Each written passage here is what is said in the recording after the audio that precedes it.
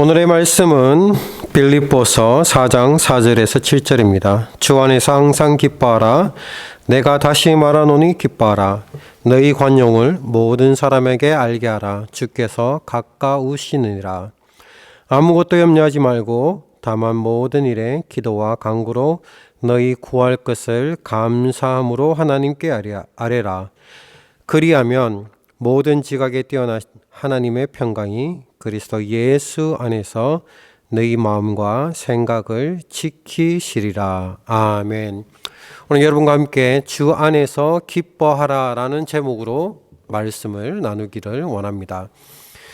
우리가 이 세상을 살아가다 보면은 기쁠 때도 있고 기쁘지 않을 때도 있습니다. 그러나 오늘 이 말씀은 우리에게 주 안에서 기뻐하라고 분명히 우리에게 말씀해 주고 있다는 것을 기억해야 된다는 것입니다. 이 기쁨이란 것은 두 가지 종류의 기쁨이 있습니다. 첫 번째는 바로 happiness, 행복이라는 기쁨이고, 두 번째는 joy라는 기쁨입니다. 그런데 happiness와 joy 이 두 가지에는 뭐가 다를까요? happiness, 행복이라는 것은 그 happen, 우연히 일어난 어떤 사건, 바로 이것이 어원입니다. 즉 행복은 나에게 일어나는 상황에 따라 달려 있다는 것입니다. 그래서 상황에 따라서 기쁘고 불행하고가 갈리는 것이 바로 이 happiness, 행복이라는 것입니다. 내가 통장에 잔고가 많이 있고 재정적으로 풍요롭고 자녀들이 잘 되고 내 몸이 건강하고 이런 상황들이 다 좋으면은 행복한 거예요. 해피한 거죠. 그러나 이 모든 것이 사라지면 어떻게 됩니까? 불행한 거예요. 통장에 잔고가 사라지고 건강이 사라지고 뭐 여러 가지 상황이 안 좋은 일들이 우리 자녀들에게 일어날 때, 가족에게 일어날 때 상황이 바뀌어 버리면은 행복은 불행으로 바뀌어지는 것이 바로 happiness, 행복이라는 것입니다. 그러나 우리는 여기서 기쁨이라는 것은 joy라는 것입니다. 이 joy는 바로 관계에 뿌리를 둔 것입니다. happiness는 상황에 뿌리를 둔 것이지만, 그러나 joy라는 것은 관계에 뿌리를 둔 것입니다. 그래서 누구와의 관계, 하나님과 우리와의 관계가 그 관계 안에 뿌리를 두고 있기 때문에 그 관계만 든든하면은 우리가 어떤 상황에서도 기뻐할 수 있다라는 것입니다. 오늘 이 빌립보선 바울은 어디에 있습니까? 감옥에 있습니다. 감옥에서 자유롭지 못한 삶을 살고 있지만, 그러나 그는 기뻐하고 있습니다. 성경에는 기뻐하고 기뻐하라라고 얘기하면 어떻게 감옥에 있으면서 기뻐하며 또 기뻐하라고 우리에게 이야기할 수 있을까요? 그것은 바로 이 바울이 하나님과 깊은 관계에, 단단한 관계 속에 있기 때문입니다. 오늘 본문의 상황을 다시 한번 보면은 정말 어려운 상황들밖에 없습니다. 바울은 그렇게 감옥에 있죠. 그리고 빌립보 교회는 뭐 좋은 일만 일어났습니까? 그렇지 않습니다. 빌립보 교회도 여러 가지 위험이 있었습니다. 교회 안에는 외부로의 핍박도 있었고, 또 디모데는 아직까지 미약한 그 지도자이기 때문에 지도자의 바울의 부재, 그다음에 지도자가 아직도 연약한 아주 그런 문제점, 그리고 또 교회 안에는 유오디아와 순두계라는 두 여성 지도자인데 둘이가 많이 싸우고 이렇게 했나 봐요. 그래서 한 마음이 되지 않았나 봐요. 그래서 이 성경에는 너희 둘이가 한 마음을 품으라라고 바울이 권고를 하고 있는 모습도 볼 수 있습니다. 이런 상황을 보면 어떻습니까? 기뻐할 수 있는 이유가 있습니까? 없습니다. 기뻐할 수 있는 이유는 전혀 없습니다. 그럼에도 불구하고 바울은 주 안에서 항상 기뻐하라. 내가 다시 말하노니 기뻐하라고 분명히 이야기하고 있습니다. 이것은 어떻게 보면은 이런 상황 가운데서 얘기하는 것이 정말 미친 이야기처럼 들리지 않겠습니까? 아니, 바울 선교사님, 우리가 이렇게 기뻐할 수 없는 상황 가운데 어떻게 기뻐할 수 있습니까? 바울 선생님께서도 우리 상황을 다 알면서 어떻게 이 상황 가운데 기뻐하라고 얘기할 수 있습니까? 라고 우리는 충분히 되물어서 얘기할 수 있습니다. 그러나 사도 바울은 너희들은 기뻐하라! 기뻐하라 얘기할 뿐만 아니라 이것이 성도가 살아야 할 당연한 삶이라고 선포하는 것입니다. 왜냐하면 성도의 기쁨은 환경에서 오는 것이 아니라 바로 주님 안에 있었을 때 기쁨이 오는 것이기 때문입니다. 즉 다시 얘기하면 주 안에 있으면 기쁨이 있고 주 밖에 있으면 기쁨이 사라져 간다는 것입니다. 그래서 오늘 이 말씀을 통해서 주 안에서 기뻐하라는 이 말씀을 통해서 우리가 크게 두 가지만 보고 갔으면 좋겠습니다. 첫 번째, 참된 기쁨은 어떻게 해야 되냐? 그럼 어떻게 정말 기뻐할 수 있느냐? 염려를 기도로 바꾸는 선택입니다. 염려하는 것을 기도로 바꿔내야 되는 것입니다. 바울은 기뻐하라라고 명령하고 그 다음에 무엇 때문에 우리가 기뻐해야 되는지, 무엇이 우리의 기쁨을 가로막고 있는지 정확하게 얘기하고 있습니다. 아무것도 염려하지 말고 기뻐하라고 6절에 이야기하고 있습니다. 아무것도 염려하지 말고. 그래서 우리의 기쁨을 막는 그 가장 핵심적인 것은 염려라는 것입니다. 기쁨은, 이 염려라는 것은 기쁨을 다 가지고 가버려요. 그리고 염려는 우리에게 어떤 마음, 우리에게 불행한 마음을 주게 된다는 것입니다. 염려의 그 어원이 뭐냐면 메림나오라는데 이것은 마음이 나뉘다라는 뜻입니다.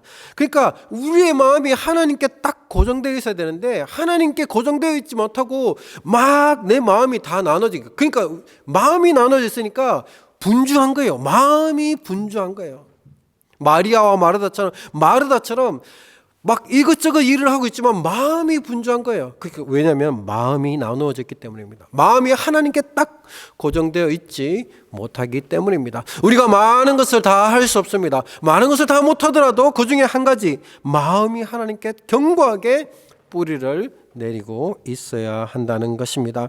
주목해야 될 것은 모든 것에 감사하라. 아무것도 염려하지 말라는 것입니다. 그러니까 어떠한 것도 염려하지 말라고 하는 것입니다. 그러면 이것을 어떻게 할 수 있을까요? 염려는 바로 염려가 무엇인가에 대해서 알아야 하는 것입니다. 염려는 무엇입니까? 염려는 사실 얘기하면 교만입니다. 염려가 왜 교만이냐? 왜 교만이냐면은 염려를 한다는 것은 그 문제를 누가 해결하겠다는 것에서 시작됩니까? 내가 이 문제를 해결해야 되겠다는 거기에 시작하는 겁니다. 근데 내가 이 문제를 해결할 수 있는 능력이 있어요, 없어요? 안 되니까 염려가 되는 것입니다. 내가 이것이 문제인 걸 분명히 아는데 그 문제를 해결할 수 있는 능력은 내가 없어. 그래가지고 그때부터 계속 염려하는, 어떡하지? 염려를 주님께 맡겨야 된다는 것입니다. 여러분의 염려를 주님께 다 내려놓으십시오. 그리고 그 염려의 시간에 무엇을 하냐? 그 염려의 시간을 기도의 시간으로 바꿔야 된다는 것입니다. 주님, 나는 못합니다. 주님, 염려를 기도로 바꾸니, 주님, 내가 할 수 있는 것은 기도밖에 없으니 주여 들어서 응답하여 주십시오. 그리고 내 해야 될 일을 열심히 하는 것입니다. 아무것도 하지 않는 것이 아니라, 그리고 하나님께 지혜를 구하고, 하나님, 내가 이것을 할 수 없는데 하나님 나에게 지혜를 주셔서 이것을 잘 극복할 수 있도록 도와주세요. 기도했었을 때 모든 지각에 뛰어나신 주님께서 우리에게 날마다 지혜로 차고 넘치게 우리에게 부어주실 것입니다. 즉각적으로 문제가 해결되지 않아요. 그러나 하나님은 우리의 마음과 생각을 지켜주실 것입니다. 잠언서 16장 3절은 이렇게 얘기합니다. 너희 행사를 여호와께 맡기라. 그리하면 내가 경영하는 것이 이루리라. 그래서 여러분 염려하지 말고 주님께 맡기고 열심히 사시고 열심히 살면서 기도하면서 앞으로 나가는 여러분 되기를 축복합니다. 아멘. 그리고 두 번째는 참된 기쁨은 주 안에서 발견되는 우리의 정체성이 어디냐? 주 안에서, 우리는 주 안에 있다는 것을 반드시 알아야 된다는 것입니다. 주 안에 있었을 때 기쁨이 있습니다. 그러면 반대로 얘기하면 주님 밖에 있으면 불행이 온다는 것입니다. 그래서 우리는 주님을 떠나서 살지 못한다는 것입니다. 우리는 상황 속에서 기쁨을 찾으려 한 것이 아니라 주 안에서 기쁨을 찾아야 된다는 것입니다. 그래서 세상이 주는 행복과 하나님의 기쁨에 이것이 결정적으로 차이가 있다는 것을 우리가 깨달아 알아야 되는 것입니다. 세상에서 주는 기쁨은 그 사건, 그 물건, 그 일들이 있으면 행복해지는 것이고, 하나님의 기쁨은 주 안에 있기 때문에, 내가 주님 때문에 주님이 부어주시는 그 기쁨으로 날마다 기쁜 것이 우리의 주 안에 있는 기쁨입니다. 그래서 기억해야 될 것은 우리의 기쁨은 주 안에 있다라는 것을 명심하고 기억해야 된다는 것입니다. 5절에서는 이 기쁨의 근거를 다시 한번 확인시켜 주십니다. 주께서 가까우시니라. 주님이 우리의 가까이에 계시다라는 것입니다. 이것은 크게 두 가지 의미로 있는데, 첫 번째, 주께서 가까이 있다는 것은 첫 번째, 주님이 지금 여기 우리와 함께 하신다는 것입니다. 그리고 두 번째 얘기하는 것은 주님이 다시 오실 거예요. 다시 오실 주님, 재림하실 주님. 그래서 하나님께서 우리와 지금 함께 계시고, 또한 재림하실 주님 우리와 속히 올 것이라는 것입니다. 그래서 이 사실을 알고 주님이 나와 함께 계심, 또 주님이 우리에게 곧 오실 주님을 기다리고 사는 사람에게는 항상 그 마음속에 기쁨이 있다라는 것을 명심하십시오. 예수님께서 요한복음 16장 33절에 이렇게 얘기했습니다. 이것을 너희에게 이르는 것은 너희로 내 안에서 평안을 누리게 하려 함이라.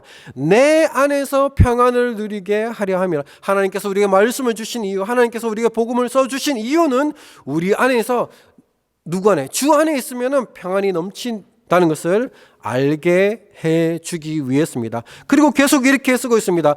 이는 세상에서는 너희가 환난을 당하나 담대하라, 내가 세상을 이겼노라.